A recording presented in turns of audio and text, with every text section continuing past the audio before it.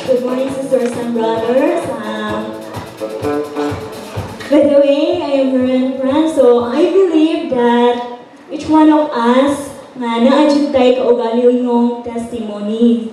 So ako po, gusto na ako i-share ang akong kaugaling ng testimony sa inyo ha. Kung giunsa ko pag-mold sa Ginoo, sa iyang mga words, kung giunsa ko sa Ginoo, kung unsa iyang gibuhat sa kuang kinabuhi. So, brothers and sisters, at the age of 18, so I became a Christian. So 18 ko ato, dalaga pa ko. So I became a Christian, pero bago ko na Christian, kanang Iglesia ni Cristo ko. So ako ang religion sa una, Iglesia ni Cristo. So, ato nga time, musimba ko nga murag wala, then muli po nga murag po wala. So, later on, naka-question ko sa akong mind nga, ano na aman ko di ari? Nga wala man ko nakabati sa Holy Spirit. Then gusto ko makidistorya sa Ginoo. Gusto ko makipag bitong, kumbaga heart to heart na makipag-istorya. Pero dili na ako mabuhat. But I can't, dili ko makabuhat makipag-istorya sa iya ha. Then, mauto, nga nga time, nag-stop ko og simba sa amoang relation ato sa una. Nag-stop ko then, I pray. Nagampo ko sa Ginoo nga, Lord, gusto di ka maka-istorya. Gusto ko nga i-search nimo ako ang heart. Gusto ko kanang gusto na ako nga bitaw ma-feel na ko ang iyang Holy Spirit sa ako ang kasing-kasing sa ako ang kinabuhi.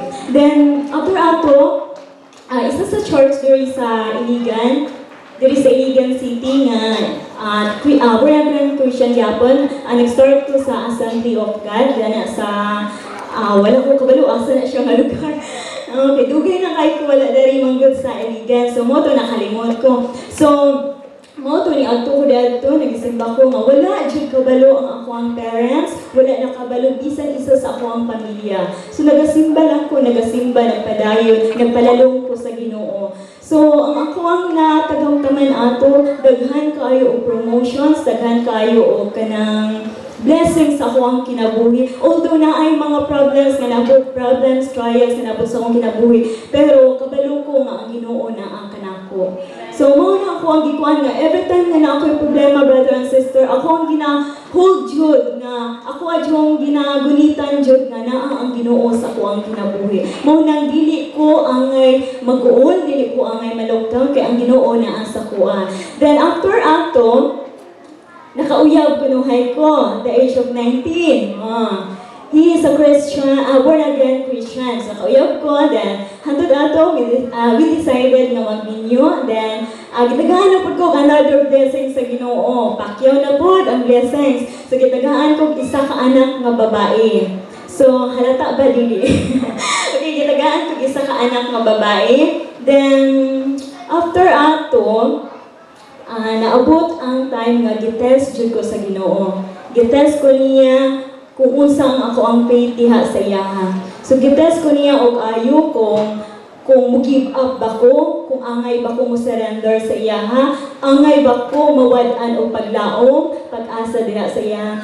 Pero kung kamo siguro na sa ko ang kaugalingon o sa ko ang kinabuhi, siguro makaingon mo nga, dili na nako kaya. Dili na nako maantos inana. Kumbaga, mo-surrender na mo ba? Pero ako, nagpabilin ko malikuanan sa Ginoo.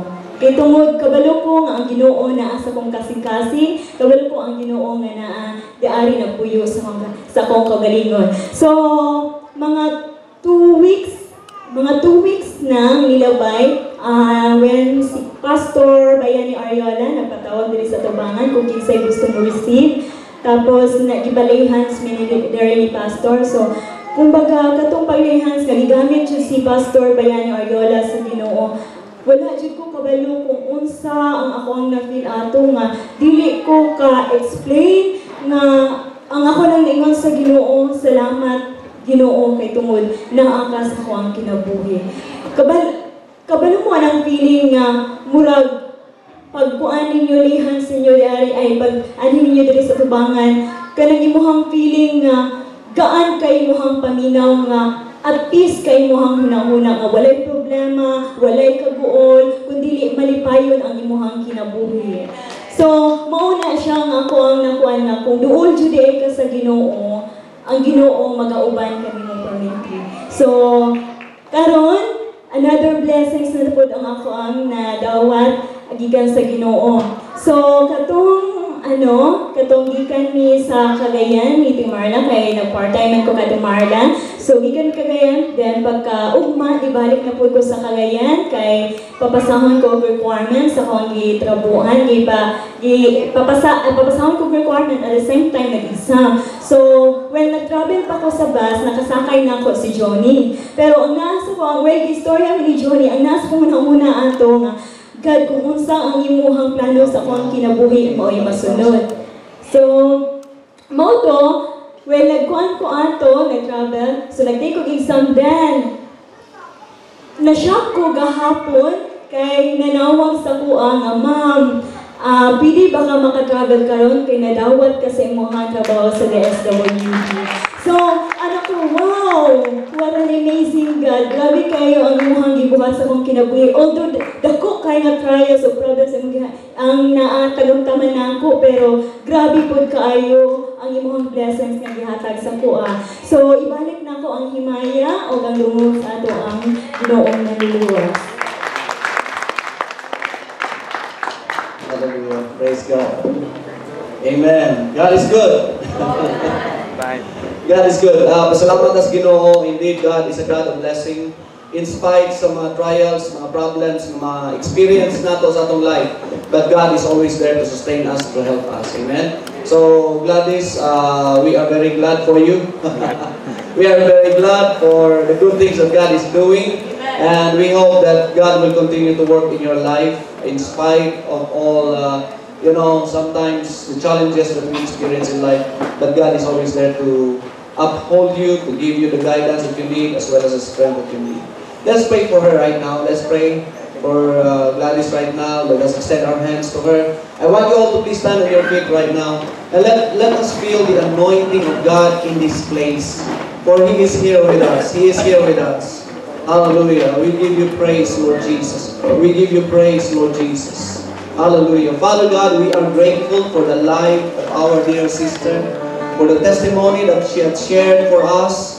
We thank you, Lord, for the favor that you have given to her, O God. And right now, we continue to uphold her in prayers, that all the best in life that pertains to life and godliness will come to her in the name of Jesus. Father, we speak life, we speak blessing, we speak abundance, we speak safety, we speak health, we speak healing, we speak restoration in all aspects of her life, O God. Because, Lord, from the very beginning of time, you have already, O God, planned a wonderful plan for her, O Father. And so right now, Lord, as we are stretching forward our hand, let your hand fall upon her right now by the power of the Holy Spirit. And that, Lord, through the guidance of the Holy Spirit, she will be able to overcome all obstacles in her life. Right now, in Jesus' name, receive the anointing of the Lord over your life. In Jesus' name. In Jesus' name. Father, I pray, Lord, for more of the power of God operating in the life of our dear sister. Use her, Lord God, as your mouthpiece. Use her, Lord God, as your instrument of blessing. Use her, Lord God, to be, oh Father God, a channel of blessing for those who are in need, in the name of Jesus. Let the power of the Holy Spirit, begin to stir up your heart right now, in the name of Jesus. In the name of Jesus. Hallelujah. Let's sing the